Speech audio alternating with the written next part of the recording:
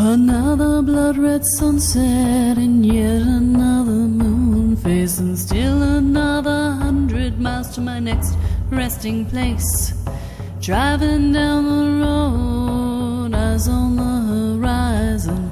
Within my car, I'm all alone, but feeling good and feeling strong, knowing that this path I'm on brings me to myself. I'm driving. Hey everyone, I'm Kevin S. Welcome back to another episode of Spirit Sherpa. This is the show that helps and encourages you on your journey to unlock your magic mojo. With me is the Spirit Doctor, Kelle Sparta. Hi, Kelly. Hey, Kevin. How are you? I'm doing great. How are you? I'm doing well. And for those listening, you guys have just heard our latest person who is auditioning to be my co-host, to be Joey's replacement. So I want to officially welcome you to the show as well, Kevin. Thank you. So let's give everybody a little bit of history about how you got here. What it amounts to, I'm from the Midwest, moved down to Florida a few years ago. Love it here. Constant sunshine, live where everybody vacations. So, there's that. While I was down here, I've gotten married and went to an antique town about a year and a half ago now. From there, we started to get a little feeling in one of the buildings. Wasn't sure what it was, and all of a sudden it just grabbed a hold of me and just about ripped me apart. It felt like my wife asked me what happened, and I told her, and it kind of started me on this journey to find out what in the heck was going on. Found your podcast, and the rest is history there. You told me you've been binging for like a year and a half, and you're multiple listening. And oh, absolutely. Absolutely. It's 100% true. The one thing that you keep saying is you only hear what you're ready to hear. So every time I listen to an episode, she never said that before. She changed her recording. Why did she change her recording? Trust me, I don't have time to change the recordings. I'm too busy making new ones. But yeah, that's exactly what happens. But in a nutshell, it's been a fantastic journey, and just being able to continually learn, and it's making yourself a better person. Inevitably. I mean, you can't be a horrible person going into this. No. Well, you can be, but you'll reap what you sow. Yeah. It's been fantastic. It's been absolutely just a fantastic journey. My wife's on her journey as well, and she's actually started hers a little bit before I started mine, but she just thinks it's funny. She feels that sometimes I'm so far ahead of her, and I'm like, I don't know anything. I really don't know anything. I hear that from people who are real badasses in the spiritual world. And it's very interesting because there's a place where you come in and you go, oh, I know all this stuff. It's so cool. I know stuff. Look at me. I know stuff. And then you learn a little bit more and you go, crap, I don't know anything. Because you get just enough knowledge to go, oh shit, look how much more there is, right? Yeah. Oh, it's like that. It's overcoming the blocks and everything else. It's like, oh, I'm all done. No, you're not. Yeah. Have another set. Yeah. Times 2. Yeah. Well, and that's exactly. So I did an episode. Oh God, it's probably several months ago now. And there was I did the soul treat. And there was the woman there who is a healer who was like, I don't want to be a wounded healer. So I did my shadow work, and then more showed up. And I'm like, yeah, like that never stops. She's like, but how do I not be a wounded healer? And I'm like, well, you have to get your shadow work done to the point where if somebody triggers it, you don't lose control over it. It may not be completely done, but it no longer takes over your entire being, and you can still stay present to what you're doing. Isn't it fun? Yeah. And so that's always the entertainment, right? So speaking of which, you are a life coach now. Yes, I am. Tell us about that. I was looking for a direction on where I was going to and what I was actually going to do with all this wealth of information. Throughout my whole life, all my jobs, everything that I've enjoyed to do has always been helping other people. Back before I moved out of Illinois, I was a fireman, worked on the ambulance. That was my job. And that was the absolute best job I've ever had. Coached my son's football team, volunteered at the Boys and Girls Club and, just all kinds of things like that. That's what I love to do. And then I had to have a real job. Every job I've had, I felt lost. I didn't feel like I belonged.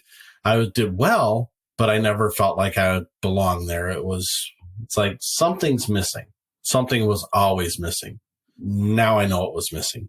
It's the empath thing. Excuse me while I fix everybody. Yeah, little details. Yeah. Yeah. I don't want to fix somebody. I want to fix everybody. So I looked into it and I said, well, if I'm going to go, I'm going to go all the way. So I got my NLP coaching certification, started my website, and started a Facebook page and said, here we go. Oh, and an Instagram too. I have one of those too, although I'm not very good at it. You and me both, baby. You and me both. I do TikTok and I cross post to Instagram. That's my Instagram. So like this whole I got to look perfect and be fabulous thing. I'm not an Instagram girl. It's not my thing. Yeah, I play it on stages, so that's one of those stages that I just. Yeah, TikTok, that's going to be a hot minute before I get into TikTok. Yeah. So it's, here's my rule of thumb for that is pick like 2 that you're going to be good at. Just 2. Like TikTok isn't even where I do my good stuff. TikTok is where I do my personal stuff. It's a personal account. It's listed as a business account because I wanted to see the analytics on it. But I don't. It's half the time I'm doing random TikTok challenges and shit. It's just me chatting about shit that I care about, right? So it is not one of my channels per se, right? I do Facebook and I do LinkedIn. And so, you got to pick where you're going to be known. If you try to do everything, you're going to make yourself crazy. It's just not worth it. Crazier. Got it. Yeah. There's this lovely, I thank you for referencing that because there is this lovely TEDx talk. It's TEDx Naperville, where she did, it's a Daria, Darria Long, an ER doctor on triaging your crazy busy life. And I highly recommend that everyone listening to the podcast. In fact, if you hear me copying and pasting in the background, it's because I'm copying and pasting in the background. We'll include it in the show notes. But yeah, everybody should listen to it because it is brilliant about this whole concept of crazy and how, because I'm notorious for saying, how is life crazy? Oh my God, it's been insane, right? That. And so she's saying, okay, there's a difference between crazy and busy. Instead of crazy mode, use ready mode. And I'm like, that's brilliant. So watch the video. You'll understand what I'm saying.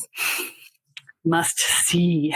So, all right. So let's get into our topic here. We're talking about manifesting money and finding the flow, right? So we're going to talk about this from a couple of different perspectives today. We're going to talk about it from a personal perspective, and we'll talk about it from a business perspective since you're just getting your coaching practice off the ground here. And I think that's really relevant. And this isn't officially a becoming a light worker episode, but hey, what the hell, right? I just live for this shit, so why not? And so, in terms of manifesting money, one of the first things that I want to mention is stop using affirmations. Don't use affirmations. Don't use mantras. Don't use prosperity spells and all of that other bullshit. You know why? Because nobody who has money does that shit. Okay? You want to be in alignment with people who have money. They don't do that shit because they have money. You see the difference, right? This is about alignment. If you want to find the flow, you have to find the flow of what it feels like to have money. And I'm going to tell you that because I have had many times in my life when I was going, I don't know how I'm going to make rent. And thankfully for me, that is no longer the case. And so I want to tell you the big differences between living in those two spaces. And the first one is when you think about paying the bills, you don't stress out. In fact, all your bills are on auto pay and you don't think about them. Okay. It is what a wonderful world. Right. You don't think about them because you know there's enough money in the account to pay for them. And if there's an extra $10 charge or $50 charge or something like that, you're like, whatever, I'll get it fixed, and it's not a heart attack, right? And if your car breaks down, you got money in the savings account to take care of that. It's like, yeah, sucks that I got to spend $800, but I got it. So it's okay. No big deal. There's a lot lower stress level when it comes to money, right? So that's number one. And now you're going to be sitting there going, well, that's all well and fine when you have the money, but how do you do that now? And I hear you. I do. I hear you. Okay. And the answer is you have to consciously choose your response. You have to look at the bill and choose your response. You have to look at, I don't care if you've got $300 in your bank account or $3,000 in your bank account or $30,000 in your bank account or $300,000.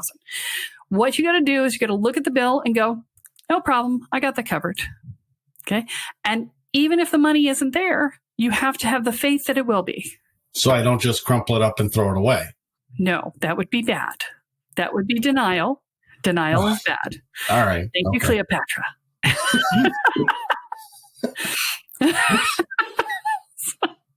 But you have to just be like, okay, I got this. And that's the other piece. And I'm glad you said that, Kevin, because if you do not take responsibility for your money, you can't live in la la land. Okay. You cannot live in Dreamville where you go, oh, it'll all be okay. And then it isn't. And you're not paying attention and it gets worse, right? You can't do that. Ignore it. It goes away. Yeah, it doesn't. Sadly, it doesn't. So you have to take responsibility for your money. Okay. That means you have to know exactly how much money you owe, exactly how much money you have, exactly how much money is coming and going to the best of your ability. I mean, when you're running a business, you don't always know that answer, but to the best of your ability, you have to know what those numbers are. You have to be on top of them. You cannot hide from it because the universe is not going to give you more of something that you're already handling badly. That would make sense. Yes. T. Harv Eker at his Millionaire Mind seminars used to tell a story, which I loved. He said, if you imagine that your money is a single scoop ice cream cone and you're a little kid and your parent universe has given you a single scoop of ice cream cone and you spill that ice cream cone onto the floor and you ask for a triple scoop and the parent looks at you and goes, how about you manage a single scoop? And then when you can do that, we'll give you a double. And then when you can do that, we'll give you a triple. But let's let you learn on one scoop at a time because it's easier. 3-second rule. But I thought it was a brilliant metaphor, right? Ice cream was a topic of conversation this morning, so I just got to go roll with that. So, well, then there you go. Was there a flavor? No, it was the fact that we don't have any in the house. Oh, well, that's just a travesty. No, it's not right. That ain't right. That is just wrong. Yeah, it's just not right. That's blasphemous. Yeah.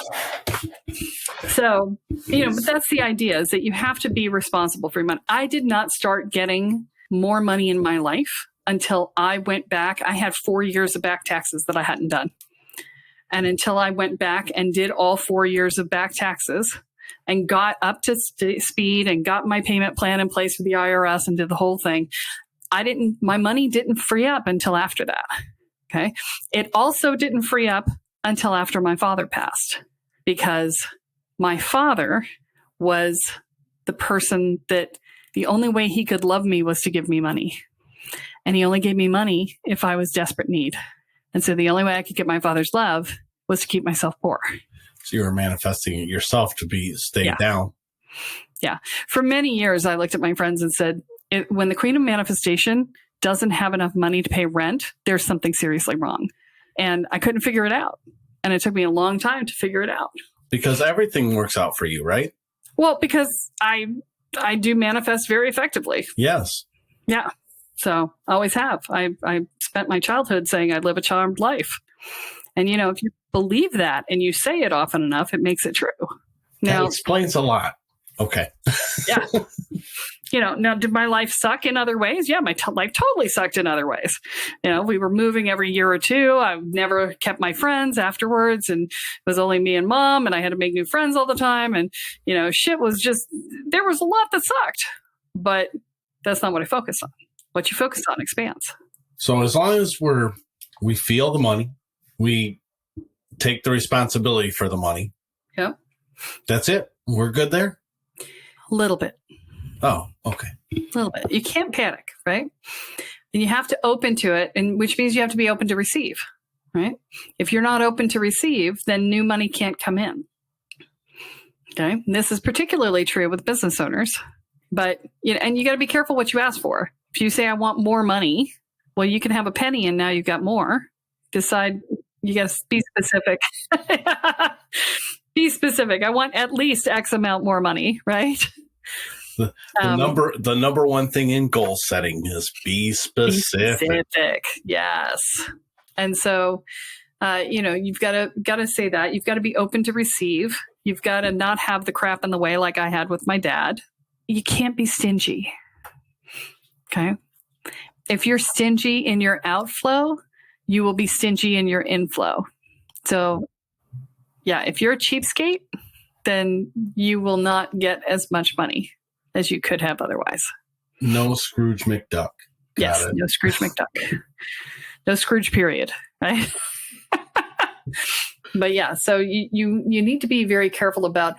And when I say stingy, I specifically mean stingy with yourself more than anyone else.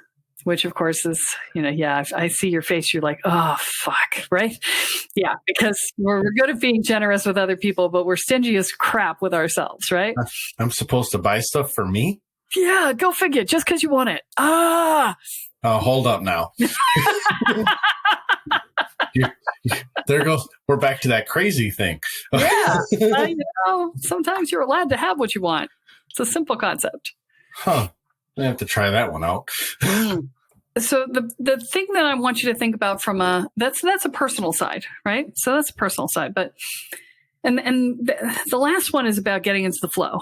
That's specifically finding the flow, right? Because the money in your life comes and goes, right? It comes and goes. Some of it we eddy off to the side in the form of savings accounts and investments and whatever, but money flows in and money flows out because that's the way of things. It's energy. Money is nothing but energy. It is an amplifier energy. It makes you, again, this is a T. Harv Eker quote, it makes you more of who you already were, right? So it's not the root of all evil. Oh, hell no.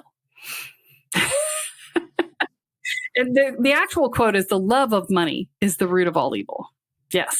And so, but I have to say that I'm not sure that I agree with that either, because we have such a contentious relationship with money right now. If you don't have it, you're angry at the people who have it. You are angry at money itself for not being there for you. You have this relationship with money that is belligerent, right? You're just like, fuck you. Why don't you? I deserve you. Why aren't you here for me? Right? And, if you were money, would you want to be anywhere near you? I don't think so. No, you can't demand it. Well, it's not just that. You've got to stop being angry at money. Money has nothing to do with it. It's energy like anything else. If you're angry at it, you're going to deflect it. You're going to push it away. You have to find a way to come into relationship with money. And so that means that you need to sit down and find a quiet space and bring the goddess of money up to you and sit down and have a conversation with her and talk to her and find a way to be in relationship, because that's how you bring money into your life. You have to open up to it. So, these are all things that will help you towards that path. Now, from a business owner perspective, with money, you've got to be careful that you're not asking for validation instead of money.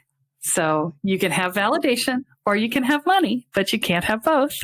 They will only pay you in one or the other. If you want half validation, then you will pay half price, right? They will pay half price. So, right. So, but this is the point, right? You want to make sure that what you're doing is you need to make sure that you know that what you're delivering is worth every penny of what you're delivering. Then you will get paid what you're worth. And that's the biggest mistake that I see first-time entrepreneurs make, is that they get all bound up with, oh, can I really charge this much, right? Especially if it's an hourly rate that's rather high, and what they don't realize is that a high hourly rate is also accounting for all the time that you're spending doing marketing, doing advertising, doing sales calls, doing, all the stuff that you don't get paid for. I changed the pricing on my website probably 5 times already. I've gone from high to incredibly stupid low, saying this will bring customers in. And then I'm like, no, wait, that's not what I want to do. So I kept changing it. And finally I settled on a price and I said, that's how much my time is worth. That's what I'm going to go with. Okay. Let's talk about that for a second. Okay. Please. Okay. I said something wrong. No, you may be totally right. I don't know until we go through the exercise. Okay. So I want you to think about every bit of training you've ever done and how much you paid for that training and how much time you spent in those trainings. Okay. I wish you guys could see his face. And glad this isn't on video. And I want you to realize that every time somebody hires you, they're leveraging every bit of that training that they don't have to take, the time that they don't have to spend to get the shortcut answer. That's what they're paying you for. Now, tell me, is your hourly rate the right amount? After further consideration, I may or may not need to change that. Well, and see, this is the thing, is that most people undervalue what they have to offer. And especially people who have been through challenged childhoods, right? Through challenging situations. And, we undervalue ourselves. And so, when you do that, you take less than you're worth. You charge less than you're worth. You underachieve because you don't expect as much of yourself. And so the other thing I'm going to say is that we also try to charge by the hour when what we should be charging for is the outcome. Because think about it. If you're going to pay for something, do you want to pay someone for their time and not know what you're going to get necessarily out of it? Or do you want to pay for an outcome?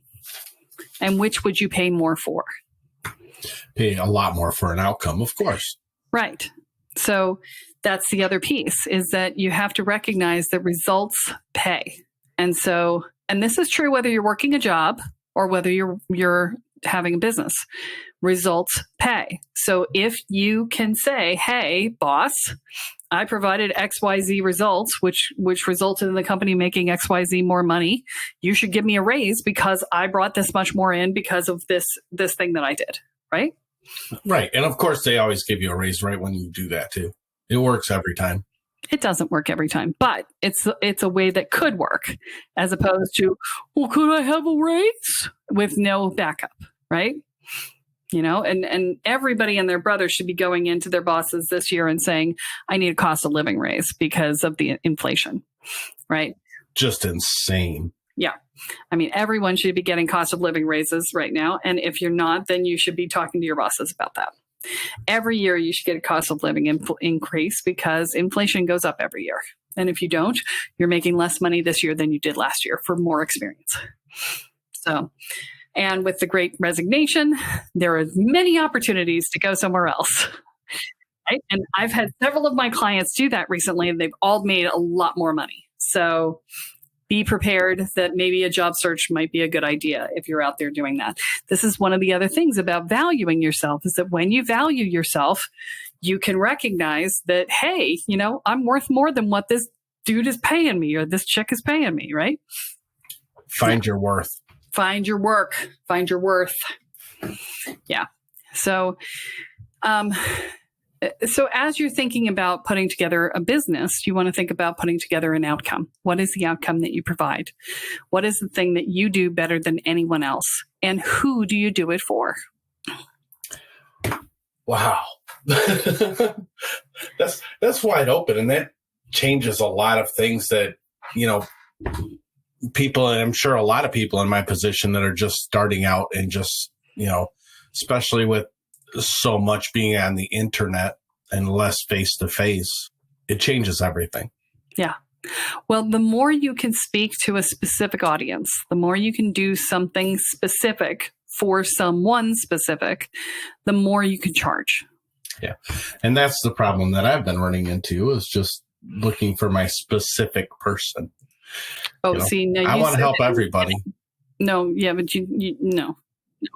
So let me just say this. I could help everybody too. Everybody could listen to my podcast and get something out of it if they've had anything remotely like a challenged childhood. And that's like about 80% of the population of the US, right?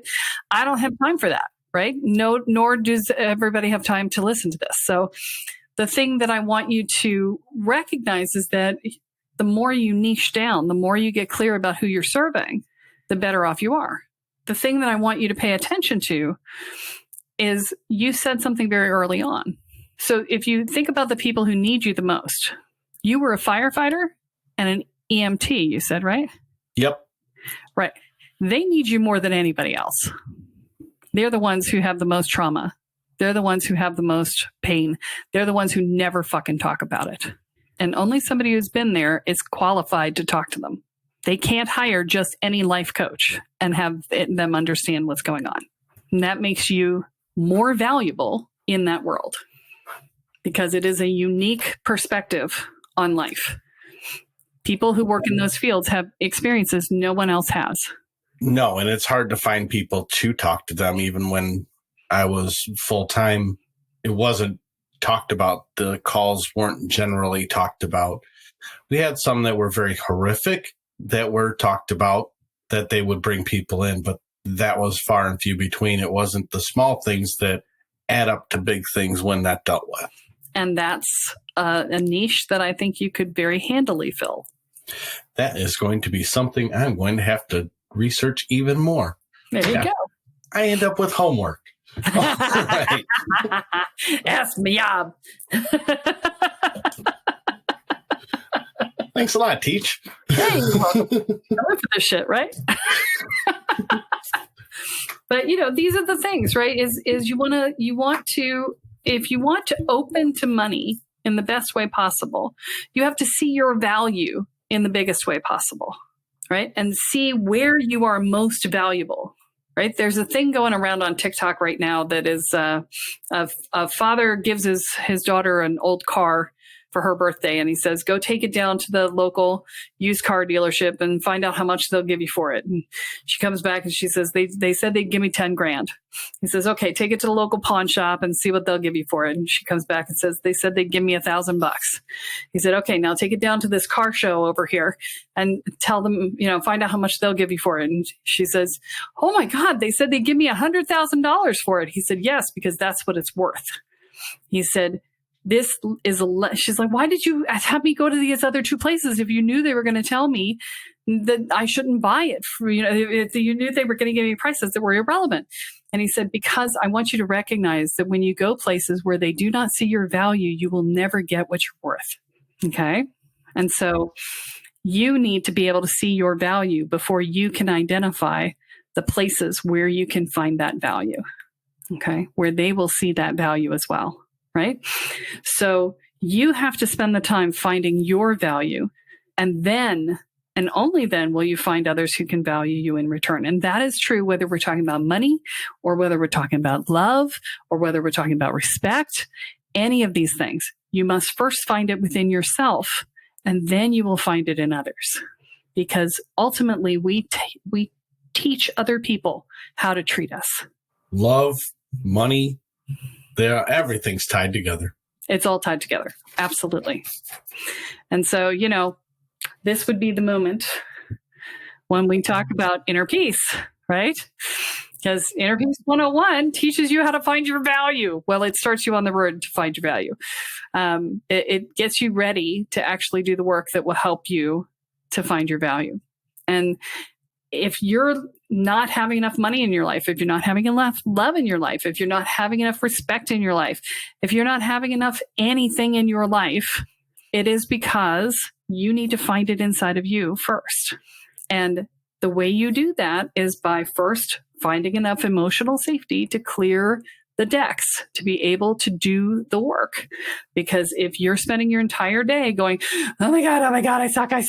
Oh my God, something's going to come flying at my face in the next 5 minutes. Oh my God, I'm so angry at this person, and I'm going to have an argument in my head with them for the next 6 days until I feel like I've had the argument, but I'm never going to say anything to them, but they're supposed to know, right? And trust me, I know these thoughts. I had them. I lived them for many, many years, right?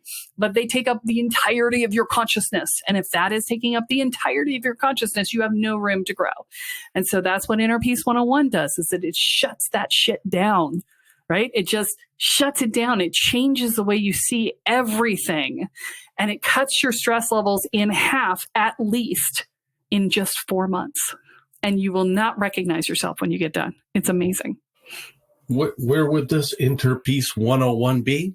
Inner Peace 101. Inner Peace 101. And it is on the homepage of my website at kellesparta.com. On the homepage. On the homepage. So you made it easy to find because it's kind of important. It is kind of important. It is the very first step in the healing process. Yes. So when you can do that, then you can start to work on the things that help you to see your value. But you're not going to be able to do it until you can clear the decks, until you can find that sense of emotional safety. Because people talk about their comfort zone, and your comfort zone isn't the place where you're comfortable. It is the place that you're used to. And it is usually very uncomfortable. It's just the discomfort level you're used to, right? This is what I know, so I'm just going to hang out here. I don't like it much, but it'll do for now. It'll do for now. It's better the devil you know than the devil you don't, right? Right. Problem is that the devil you know takes up all your bandwidth and leaves you no room for anything else, right? But the good news is if you can clear the decks and you can clear out some of that bandwidth, you're so used to being uncomfortable, you're going to be a badass when it comes to doing personal growth work because you're used to being uncomfortable. You know how to do that. You actually have a level of comfort with discomfort. And so if you can get the cruft out of the way, you can shine. And it all starts with the Inner Peace 101. And then the next thing you know, you're feeling the money, you're responsible, and you're doing good, and you're happy. Yeah. So, all right. So I think that covers it. Well, the only thing I think we're missing is a Kelleism. Oh, yes, a Kelleism. Let's see here. I need to have something to sleep on. Okay. Let's see here. What are we going to give you? Okay. Stop trying so hard to be wealthy and instead relax into the fact that you already are. Perfect. That summed up everything right there. Okay. That's why you make the big bucks. You said my line. You have been listening a lot. I may have listened to one or two. Okay. So we're going to put your website on the show notes here. And by the time it comes out, we'll see what you've landed on for your pricing point. Oh. You got a week and a half to figure it out. You'll be fine. Sweet. You want to give us the website? It's findyourflamecoaching.com. All right. Findyourflamecoaching.com. Awesome. And that's all we have for this week. Join us next time as I add another episode into your guide to energy, magic, and the spirit world. I'm Kelle Sparta, here with Kevin Sweezy, and you have been listening to Spirit Sherpa. So long, everyone. Bye. Driving down the road, eyes on the horizon. Within my car, I'm all alone, but feeling good and feeling strong, knowing that this path I'm on brings me to myself. I'm driving, wondering where my spirit will. I'm driving.